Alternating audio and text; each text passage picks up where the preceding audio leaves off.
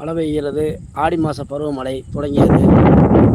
நல்லா மேகத்தை பாருங்கள், மழை இறங்கிடுச்சு. இறங்குது. கிராமம், அழகான கிராமம். இந்த ஊர் பெயர் பெருமாள் கோயில்பட்டு. இங்கே வந்து இயற்கை வளம் கொண்ட ஊர். இங்கே வந்து ஃபுல்லாகவே இயற்கையான முறையில் தான் உணவு, இயற்கையான முறையில் காற்றோட்டங்கள், நல்லா வாழவே ரொம்ப ஒரு சொர்க்கத்துக்கு மாரி இருக்கும் இந்த ஊரில்.